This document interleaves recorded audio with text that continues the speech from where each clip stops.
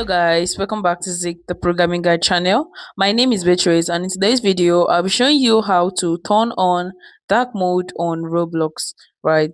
So maybe you don't like the lights mode of Roblox, so I'm going to show you how to get that.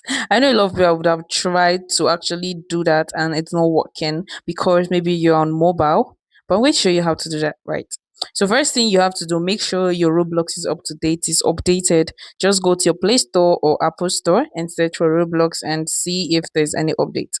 So after doing that, you can open up your Roblox app just like this and click on more and click on settings just like this, and this is where everything lies on. So you need to look carefully and click on device preferences.